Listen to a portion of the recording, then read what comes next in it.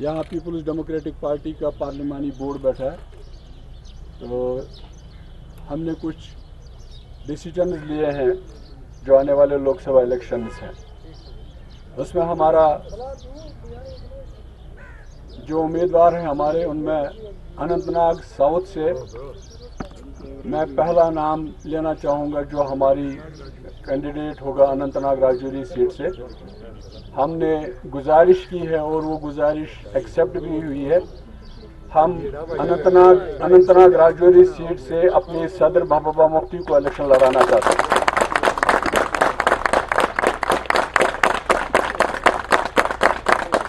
उसके बाद जो सेंट्रल श्रीनगर वाली सीट है, उसमें हम अपने नौजवान वहीद रहमान पर्रा को इलेक्शन लड़ाना चाहते हैं। उसके बाद नारथ वाली सीट, बारामूला सीट जो है, उससे हम फयाज अहमद मीर को इलेक्शन लड़वाना चाहते हैं। इसके बाद मैं गुजारिश करूंगा अपनी सदर महबूबा मुफ्ती साहबा से, वो आपके साथ 2 मिनट बात करें। जैसा कि अभी आपने सुना, हमारी जो पार्लियामेंट्री बोर्ड के चेयरमैन हैं उन्होंने अनाउंस किया कि श्रीनगर से हम तीनों नशिस्तों पे अपने कैंडिडेट खड़े कर रहे हैं, और जम्मू में जो और बाकी जगह जो है हम कांग्रेस को सपोर्ट कर रहे हैं। और जैसा कि आप जानते हैं कि इस वक्त हम इंडिया अलायंस को इसलिए सपोर्ट कर रहे हैं कि जो पूरे मुल्क के जो हालात हैं, जो मुश्किलात हैं, जिस तरह आइन की धज्जियां दिन ब दिन उड़ाई जा रही हैं, जिस तरह पूरे मुल्क में एक बहुत ही मुश्किल किस्म का, खतरनाक किस्म का माहौल बना हुआ है, जहां माइनॉरिटीज़ के साथ दिन दहाड़े जो है उनके साथ बहुत जुल्म हो रहा है, बेरोजगारी बहुत बढ़ रही है, महंगाई हो गई है। तो इसलिए हमने सोचा कि हम उस पार्टी को, उस अलायंस को साथ देंगे जो जम्मू कश्मीर के जो हमारे हालात हैं उसको भी मद्देनजर रख के आगे चल के जो है सही फैसले ले सके।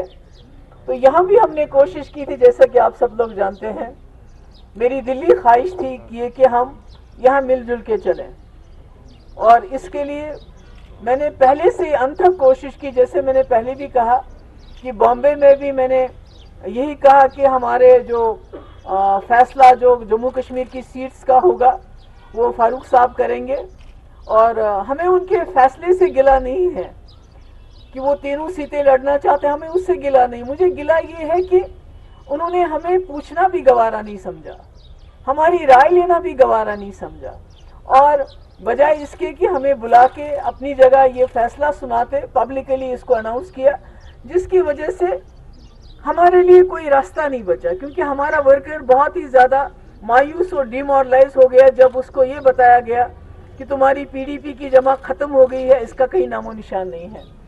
तो आज आप सब जानते हैं कि जो साउथ की कॉन्स्टिट्यूंसी है, इसमें कश्मीरी, मेरे गुजर भाई, मेरे पहाड़ी भाई, हमारे हिंदू लोग जो राजौरी के इलाके, नौशहरे के इलाके, मैं सबको गुजारिश करूंगी, मेरी सबसे गुजारिश होगी कि इस वक्त जम्मू कश्मीर बहुत मुश्किल हालात से गुजर रहा है। खासकर 370 को गैर आईनी तौर से ख़त्म करने के बाद जो हमारे हालात हुए हैं, जम्मू कश्मीर बिलखुसूस कश्मीर वादी एक जेल की सूरत इख्तियार कर चुका है। यहाँ बात नहीं कर सकता है, यहाँ आप दिन रात जो है अलग अलग एजेंसीज के छापे डाले जाते हैं, जर्नलिस्ट बात नहीं कर सकता है, लोगों के पासपोर्ट बंद हैं, नौकरी अगर किसी को मिलती भी है तो उसको सर्टिफिकेट नहीं मिलता है, उसको इसलिए नौकरी नहीं दी जाती कि तुम्हारा कोई रिश्तेदार मिलिटेंट था। तो बड़ा मुश्किल माहौल है। तो ऐसे में बात करना बड़ा मुश्किल, बात करना ही जुर्म बन गया है। अगर कोई बात करता है तो वो उसको समझा जाता है ये कोई एंटी नेशनल काम कर रहा है। आपने देखा कि हमारी बिजली का क्या हाल है, मीटर लगे हैं, इतनी बिजली फीस 10 गुना होगी, बिजली कहीं नहीं, मगर उसका भी लोगों को इतना बड़ा बोझ डाला गया। तो ऐसे में मुझे लगता है कि किसी ना किसी को तो बोलना पड़ेगा। तो पिछले 5 साल से भी हमने कोशिश की कि जम्मू कश्मीर के जो मुसीबत ज़दगान हम लोग हैं, हम सभी लोग हैं, क्योंकि मैंने भी वो सहा जो एक आम इंसान ने सहा। बंद भी हो गए, पीएसए भी लगा, पासपोर्ट भी बंद किया गया, घर से भी निकाला गया, ईडी ने भी बुलाया और यहाँ वहीद रहमान परा है।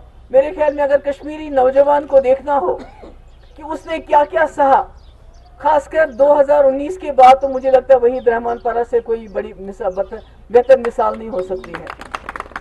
जेल रहा, टॉर्चर इसने सहा, इसके फादर को इसके गम में कैंसर हो गया, इसको उसके साथ बॉम्बे जाने नहीं दिया उसके इलाज के लिए। इसका भांजा दिल्ली में मौत और जिंदगी कश्मकश में था, उसको वहां जाने नहीं दिया। तो मुझे लगता है ये हमारे घर घर की ट्रेजेडी है, क्योंकि इस वक्त जो हमारे हजारों की तादाद में नौजवान मुल्क के दूसरे जेलों में है, वो कोई भी उनमें से सेहतमंद नहीं है। काफियों की सेहत बहुत खराब है। जैसे मैं बार बार जिक्र करती हूँ मलकनाग अनंतनाग का जो एक लड़का जिसको 3rd स्टेज में इस वक्त कैंसर है, वो कहते हैं उसको यहाँ नहीं लाते। तो ये सारी मुश्किलात हैं।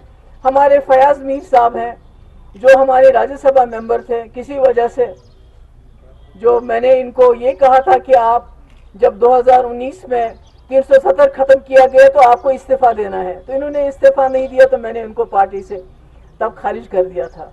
तो अब चूंकि ये इनको भी पछतावा है कि जो हुआ गलत हुआ, ये वापस आ गए हैं और इनके भी अपने लोगों में इनकी भी अपनी जो है एक साख्त है, जवान है, क्योंकि लोग यंग लोगों को देखना चाहते हैं। मैं तो चाहती थी कि अगर मेरी जगह कोई दूसरा होता जो यंग होता तो हम उसको भी खड़ा कर सकते थे, पर चूंकि लगता है कि दिल्ली वालों ने तमाम जो ताकत है वो साउथ की जो कॉन्स्टिट्यूंसी है हमारी उसमें लगा रहे हैं, सबको वहां खड़ा करना चाहते हैं, किसी को डायरेक्टली खड़ा कर रहे हैं, किसी को इनडायरेक्टली खड़ा कर रहे हैं। तो मैंने मुनासिब समझा कि ये, जैसे मैं कहती हूँ मैं फाइटर हूँ और मुझे अपने वर्कर पे यकीन है, तो मैंने सोचा ये चैलेंज कबूल करूँ मैं और मैं वहाँ लड़ूं और अपने जो हमारे लोग हैं, चाहे मेरे कश्मीरी हैं, चाहे मेरे गुजर भाई हैं, चाहे मेरे पहाड़ी हैं, चाहे मेरे सिख हैं, सिख भाई हमारे बहुत हैं, हमारे हिंदू भाई हैं, सबको गुजारिश करूं कि आप पार्लियामेंट में ऐसी आवाज़ पहुंचाइए जो जम्मू कश्मीर के मसलों के बिना किसी खौफ के बेबाकी से बात कर सके, तर्जुमानी कर सके। बहुत बहुत शुक्रिया।